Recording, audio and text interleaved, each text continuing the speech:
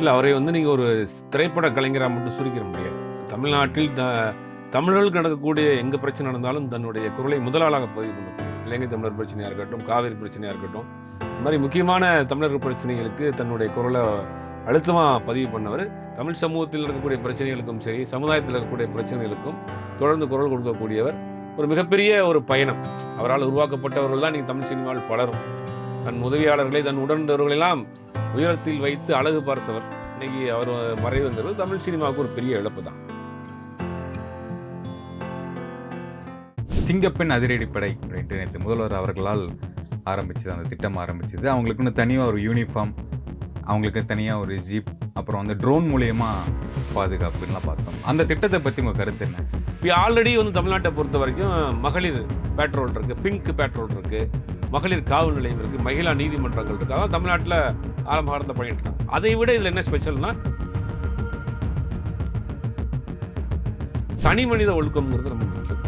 நீங்கள் சட்டம் போடலாம், பாதுகாப்பு கொடுக்கலாம், போதைப் பொருளை தடை பண்ணலாம், வர தடுத்து நிறுத்தலாம். அதை தாண்டி தனி மனித ஒழுக்கம்ங்கிறது இருந்தால் தான் முற்றிலுமாக இந்த மாதிரியான கிரைம் குறைக்கணும். திமுக ஆட்சியில் இந்த மாதிரி ஒரு பிரச்சனை நடந்துச்சு, ஒரு பாலியல் சம்பவம் நடக்கும்போது விஜய் சார் பேசினார். எல்லாமே வந்து இவங்க தான் காரணம், திமுக தான் காரணம்னாங்க. இங்கே அப்படியே கட் பண்ணால் இந்த நிகழ்ச்சியிலேருந்து எல்லாம் சொல்லிட்டு தனி மனித ஒழுக்கமாக இருக்கணும் அப்படிங்கிறாரு. அவங்க ஆட்சிக்கு ஒன்று, அந்த ஆட்சிக்கு ஒன்றா? இப்போ பக்கத்து வீட்டு பையன் ஒரு ஆள் வந்து ஒரு பக்கத்தில் இருக்கக்கூடிய ஒரு சின்ன பொண்ணை வந்து கூட்டு போய் நாசம் பண்ணியிருக்கான். இதுக்கு அரசாங்கம் எப்படி பண்ண முடியும்? ஒரு வீட்டுக்கும் காவல் போட முடியுமா? ஒரு 18 வயசு பொண்ணு பார்ல போய் குடிச்சிட்டு தராராகி அந்த பொண்ணு படுகொலை செய்யப்படுது. இதுக்கு அரசாங்கம் என்ன பண்ண முடியும்? வீதிக்கு வந்தால் அரசாங்கம் காப்பாற்றலாம், வீட்டுக்குள்ள எடுக்கிறத எப்படி பார்க்க முடியும்? பாட்டிலுக்கு 10 ரூபா வாங்குறாங்க அப்படிங்கும்போது 10 ரூபா வாங்கக்கூடாது அப்படின்னு இமீடியட்டாக ஒரு ஆர்டர் போட முடியாதா, ஸ்டாப் பண்ண முடியாதா? அதில் என்ன பிரச்சனை? அது நீங்கள் ஆர்டர் போட்டாலுமே பண்ண முடியாது. வணக்கம் சுபை சார். வணக்கம். ஓகே, நம்ம சேனலில் வந்து பொலிட்டிக்கல், அரசியல் ரீதியாக நம்ம நிறைய விஷயம் பேசுவோம். அதையும் தாண்டி இன்னைக்கு தமிழ் சினிமாவுடைய ஒரு முக்கியமான இழப்பு நேர்ந்திருக்கு. இயக்குனர் இமயம் பாரதி ராஜா அவர்கள். அவரை பற்றி எனக்கு தெரிஞ்சது என்னென்னா, ஸ்டுடியோக்களில் நடந்துகிட்டு இருந்த ஷூட்டிங்கை வந்து வெளியே கூப்பிட்டு வராரு. அவுட்டோரில் ஷூட்டிங் பண்ணலாம், அந்த வந்து யதார்த்தமான ஒரு நடிப்பு இப்படி தான் இருக்கும். அந்த ஆர்டிஃபிஷியலாக நடிப்பாங்க, அந்த மாதிரிலாம் வேணாம், யதார்த்தமாக நடிக்கலாம். அந்த காஸ்டியூம்ஸும் யதார்த்தமாக இருக்கணும். புது நடிகர்களை வந்து அறிமுகப்படுத்துது. அந்த மாதிரி தமிழ் சினிமா நிறைய விஷயங்கள் பண்ணியிருக்காரு. அவரை பற்றி சில வார்த்தைகள். இல்லை, அவரை வந்து நீங்கள் ஒரு திரைப்பட கலைஞராக மட்டும் சுருக்கிட முடியாது. தமிழ்நாட்டில் தமிழர்களுக்கு நடக்கக்கூடிய எங்கே பிரச்சனை நடந்தாலும் தன்னுடைய குரலை முதலாளாக பதிவு பண்ணக்கூடிய இலங்கை தமிழர் பிரச்சனையாக இருக்கட்டும், காவிரி பிரச்சனையாக இருக்கட்டும், இந்த மாதிரி முக்கியமான தமிழர்கள் பிரச்சனைகளுக்கு தன்னுடைய குரலை அழுத்தமாக பதிவு பண்ணவர். திரைப்படங்களின் வாயிலாக இந்த சமூகத்திற்கான கருத்துக்களை சொல்லிட்டு இருக்காரு.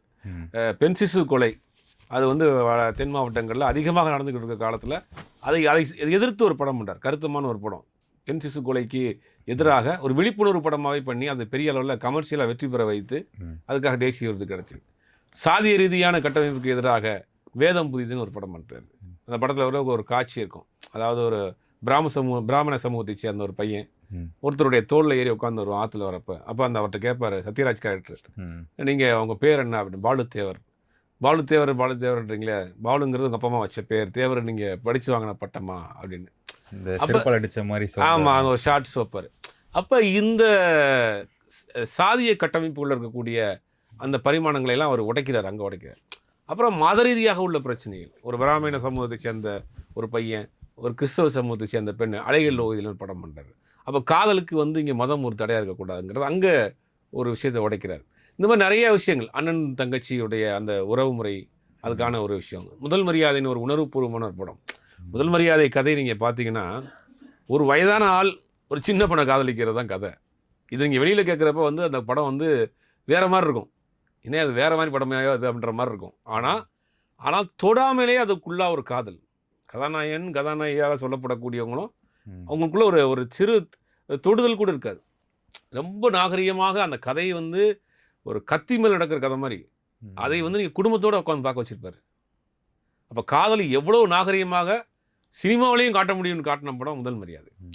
அப்படி இந்த மாதிரியான பல பரிணாமங்கள் தமிழ் சமூகத்தில் நடக்கக்கூடிய பிரச்சனைகளுக்கும் சரி, சமுதாயத்தில் இருக்கக்கூடிய பிரச்சனைகளுக்கும் தொடர்ந்து குரல் கொடுக்கக்கூடியவர்.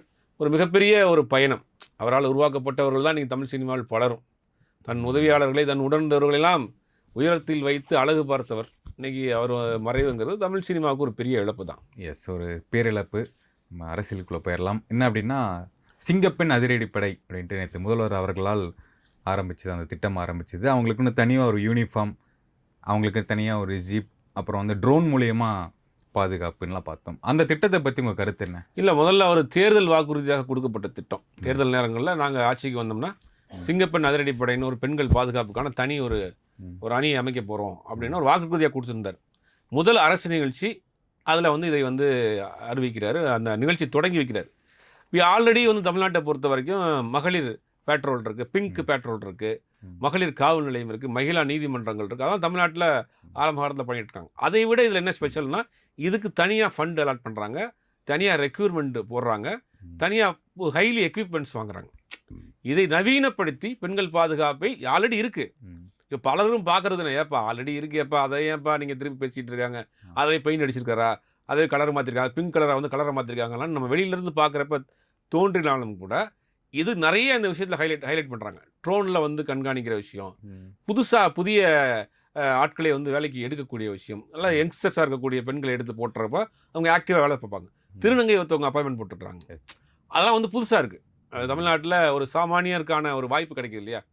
ஒரு 10,000 பேர் அவங்க புதுசாக ஹையர் பண்ணி போகிறாங்கன்னா ஒரு இளைஞர்களுக்கு, ஒரு பெண்களுக்கான ஒரு வாய்ப்பு கிடைக்கும்.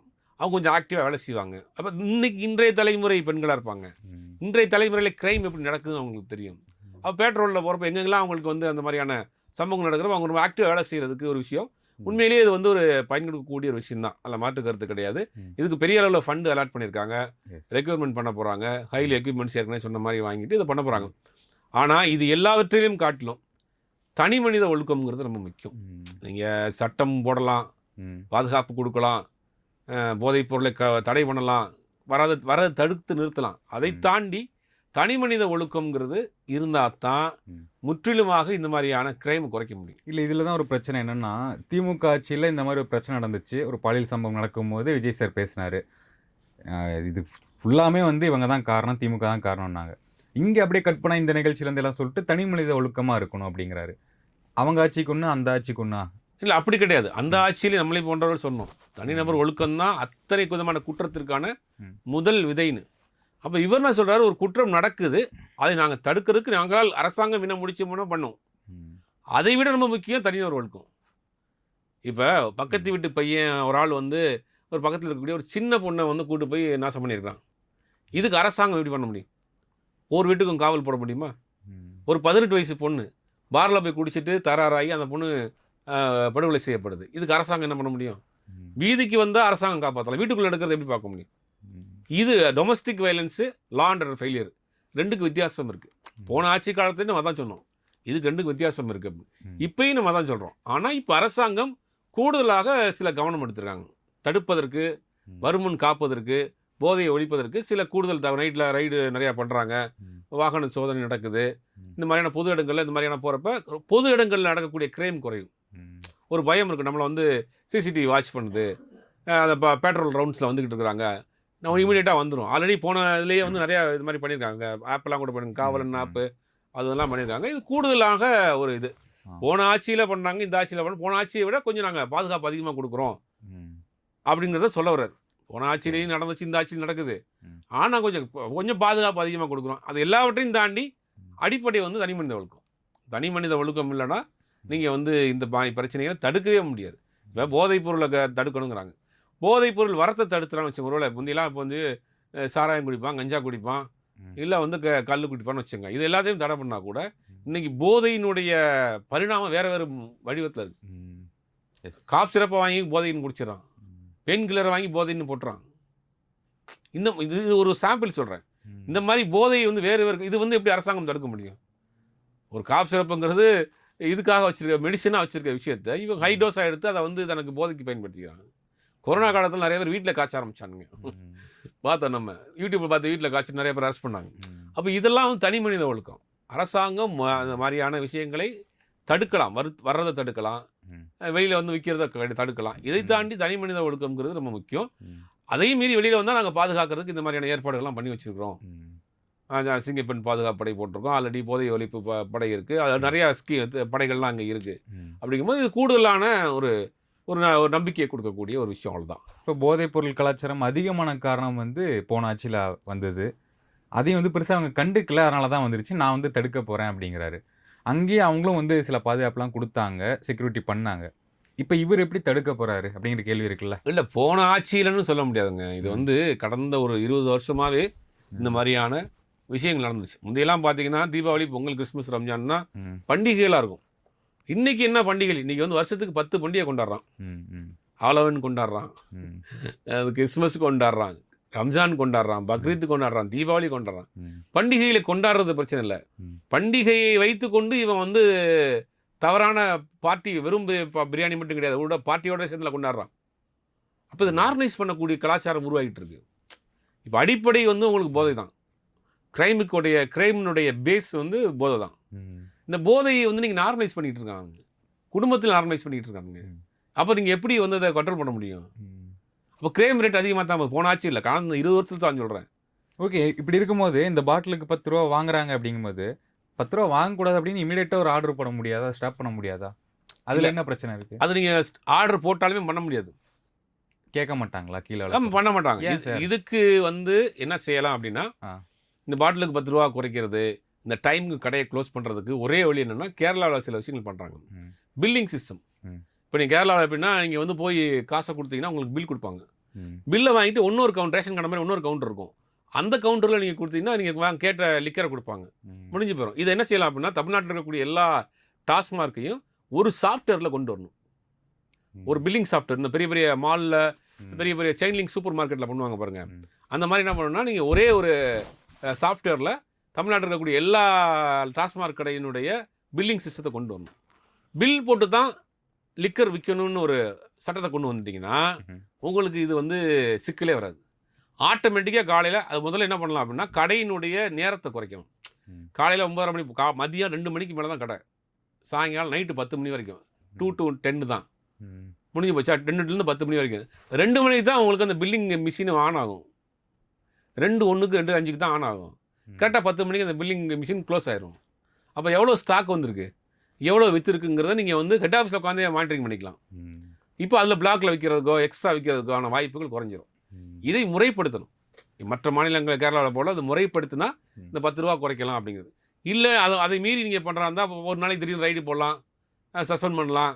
ம். அவங்க வந்து திருப்பி போராட்டம் பண்ணுவாங்க. இதுக்கு தீர்வே கிடையாது. நிரந்தரமான தீர்வுனா, ம். இதை பில்லிங் சிஸ்டம் கொண்டு வரணும். இதை வந்து சென்ட்ரலைஸ்ட் ஆகணும். ம். ஆக்கிட்டீங்கன்னா, அதை கொஞ்சம் ஓரளவுக்கு கட்டுப்படுத்தலாம். ம். கடைகளை நம்ம வந்து டயத்தை குறைக்கணும். இப்போ மதியானம் சாப்பிட்றதுக்கு முன்னாடி சாப்பிட்ற ஆளுங்க நிறைய பேர் இருக்குங்க. ம்.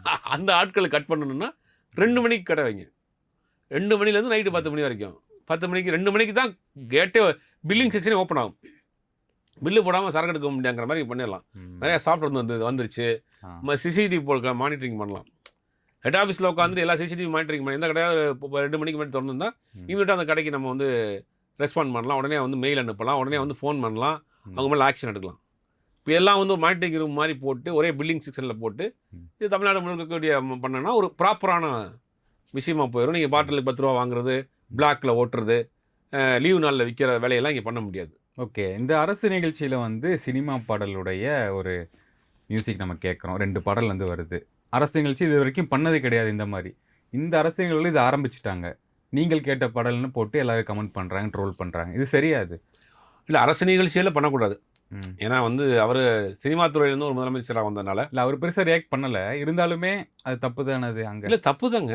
ஆனால் வந்து இந்த அதிகாரிகள் என்ன செய்வாங்க? இம்ப்ரெஸ் பண்ணாங்க. இம்ப்ரெஸ் பண்ணுற ஏதாவது ஒன்று பண்ணிடணுயா அப்படிங்கிறதுக்காக பண்ணுற வேலை தான் அது. ஆ. இது அரசாங்கத்துக்கு தான் கெட்ட பேர். ஒரு அரசு நிகழ்ச்சி, ஒரு காவல்துறையில் ஒரு பிரிவினுடைய துவக்க விழா, ம். அதுக்கு வந்து நீங்கள் வந்து சினிமா பாட்டை பாடி வந்து அதை உற்சாகப்படுத்துறதுங்கிறது வந்து அவரை நம்ம இம்ப்ரெஸ் பண்ணுறோங்கிறதுக்காக அதிகாரிகள் பண்ணுற வேலை இது. ம். நீ போகிற காலத்தில் அதை செய்ய மாட்டாங்கன்னு நினைக்கிறேன். இந்த மாதிரி விமர்சனம் வந்ததுக்கு பிறகு மாற்றிக்கிறாங்கன்னு நினைக்கிறேன். ம். ஓகே. அந்த ஏஐ வீடியோல வந்து எழுத்து பிழைகள் வந்து இருந்துச்சு. அத பத்தின இல்லை எழுத்துப்பிழை வந்து ஏஐயில் இருக்குங்க அது.